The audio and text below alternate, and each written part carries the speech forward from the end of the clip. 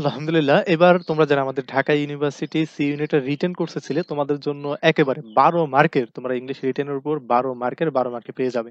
তো দেখো এখানে কত সুন্দর এবং কত সহজভাবে তোমাদের কোশ্চেনগুলো এসেছিল, যেগুলো কিন্তু তোমাদের ধরে ধরে শেখানো হয়েছিল।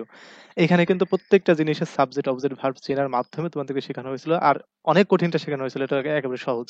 তার মানে তোমরা যারা আমাদের কোর্সে ছিলে কারেকশন এবং ট্রান্সলেশনের টোটাল 12 মার্কের ভিতরে তোমরা আশা করি যে 12 মার্ক না, তোমরা 10+ উঠাইতে পারবা। এখানে অনেকে 12 মার্কে উঠাই ফেলছো। তো যাই হোক, তোমরা আসলে কমেন্টে জানাই দিবা। আর দেখো এইগুলোর অ্যান্সারটা কতটা সহজ ছিল, তোমরা জাস্ট একটু দেখো, ট্রাই করো। তো এইখানে কি ছিল দেখো, বইটির আদ্যপান্ত পড়ো। তুমি এখানে সলিউশন নিয়ে নাও যে বইটির আদ্যপান্ত পড়ো, এটার অর্থটা কি? বইটির আদ্যপান্ত পড়ো মানে কি? বইটি একেবারে শুরু থেকে শেষ পর্যন্ত পড়ো। তার মানে কি? তাহলে read the book from top to bottom. যারা টপ টু বাটন দিচ্ছে তাদের থেকে বেস্ট হয়েছে।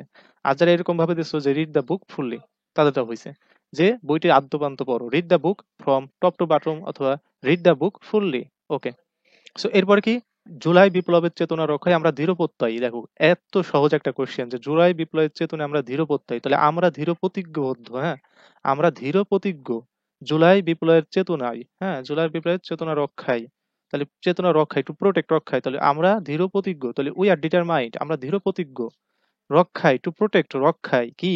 জুলাই বিপ্লবের চেতনা, to the memory of July revolution. তাহলে জুলাই বিপ্লবের চেতনা মানে তোমাদের এমন ভাবে শিখাইছি, তোমরা যারা আমাদের ব্যাচে ছিলে তোমরা হয়তো বা 12 পাইছো। আমি এতটুকু গ্যারান্টি দিয়ে বলতে পারি, ভরসা পাইতে পারি তোমাদের থেকে, কারণ এগুলো তো তোমাদের খুব সুন্দর ভাবে ভাই সাবজেক্ট অবজেক্ট ভার্ব চেনার মাধ্যমে শিখাইছি। দেন দেখো 3 নম্বরে যে স্বাধীনতা মানুষের জন্মগত অধিকার, ভাই এটা পড়া লাগে, ছোট একটা 8-এর বাচ্চাও পারবে। তাহলে স্বাধীনতা মানুষের জন্মগত অধিকার, তাহলে freedom is the birth right of people. Freedom is the birth right of people, স্বাধীনতা মানুষের জন্মগত একটা অধিকার। সো এই বিষয়গুলো তোমাদের তো আরো কঠিনটা শেখানো হয়েছে, এগুলো তো পানি ভাত মাছ। তো দেখো প্রত্যেকেরই বাঁচার অধিকার আছে, তাহলে প্রত্যেকের বাঁচার অধিকার আছে, প্রত্যেক মানে এভরি ওয়ান। তাহলে বাঁচার অধিকার কি? তাহলে has the right to live, তাহলে every one has the right of live. অনেকে এরকম যদি every one has the right of living, তাও হয়েছে। Every one has the right to live, তাও হয়েছে।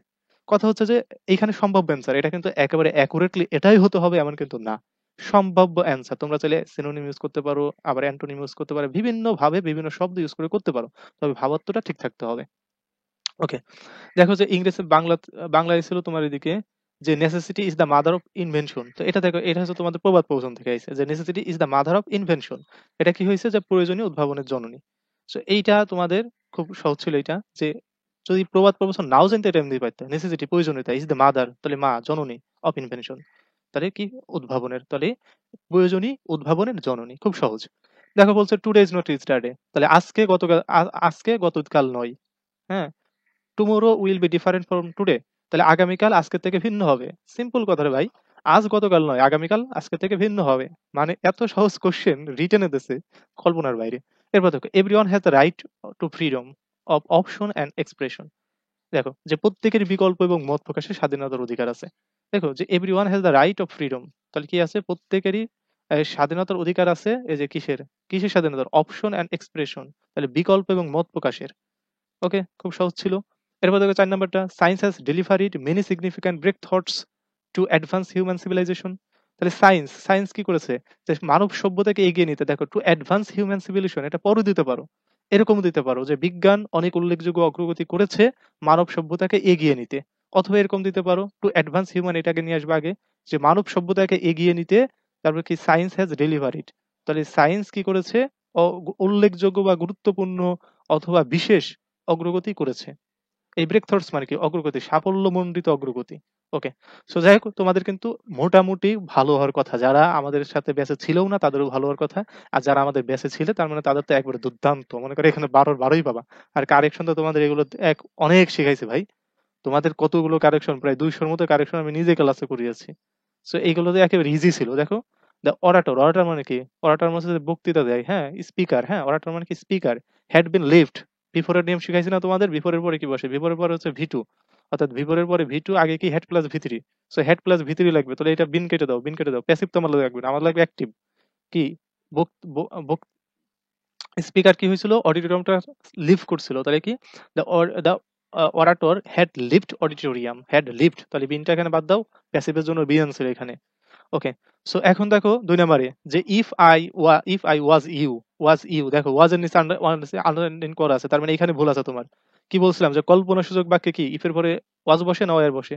কল্পনাসূচক বাক্যে আই এর পরে কি ওয়াজ কখনো বসবে? কখনোই বসবে না। আই এর পরে কি বসবে? ওয়্যার বসবে। তাহলে ইফ আই ওয়্যার ইউ, আমি যদি তোমার জায়গায় হতাম, আই উড অ্যাপোলাইজ ইমিডিয়েটলি, আমি দ্রুত হচ্ছে ক্ষমা প্রার্থনা করতাম বা এরকম। আচ্ছা, the teacher called me on 12 o'clock, কি বলছিলাম? অন কোথায় বসে? নির্দিষ্ট সময়ের পূর্বে। আর সময়ের ও ক্লক, এট এ ক্লক, এট 12 o'clock, তাহলে at 11 o'clock, এই ক্লক এর পরে কি বসে? at বসে। অনেকবার বলছি তোমাদের, যারা পেইড ব্যাচে ছিল তাদেরকে অনেকবার বলা হয়েছে এগুলো, কোথায় ইন বসে, কোথায় at বসে, কোথায় অন বসে। এরপরে দেখো, love at the best medicine. আর সাবজেক্ট অবস্থানে কখনো ভার্ব বসতে পারে না, অনেকবার বলা হয়েছে। সাবজেক্ট অবস্থানে কে বলবে? সাবজেক্ট বসতে পারে। সাবজেক্ট মানে সাবজেক্ট হিসেবে কি হতে পারে? নাউন অথবা পুরো নাউন হতে পারে। তো লাভ হচ্ছে ভার্ব, এটা নাউন ফর্ম কি? লাফটার। তাহলে laughter is the best medicines. Medicine কি আনকাউন্টেবল নাউন, সো এর সাথে এস যোগ করা যাবে না। তাহলে laughter is the best medicine, laughter is the best medicine. Okay, তার মানে এই ৩ টা খুবই সহজ ছিল, খুবই দারুণ ছিল। তোমরা যারা আমাদের পেইড ব্যাচে ছিলে তার মানে তোমরা অনেকেই সবাই ভালো পেরেছো। এবং যারা আমাদের পেজে ছিলে না তারা কেমন করেছো জানিয়ে যেও। আর যারা আগামী বছর পরীক্ষা দেবে, তোমরা আমাদের পেইড ব্যাচ সংক্রান্ত বিষয়গুলো জানতে চাইলে অথবা আমাদের কোর্সটা আগে থেকেই করে নিতে চাইলে, তোমরা আমাকে এই যে নিচে নাম্বার দেখতে পাচ্ছ, এই নাম্বারে আমাকে যোগাযোগ করো। হোয়াটসঅ্যাপে আমাদের সাথে গ্রুপে একটা কানেক্ট থাকো। ইনশাআল্লাহ ইন ফিউচারে তোমাদের ঢাবি স্বপ্নটাকে যাতে বাস্তবে রূপান্তর করতে পারো, সেজন্য তোমাদের জন্য দোয়া থাকবে এবং ভালো থাকবে। আল্লাহ হাফেজ।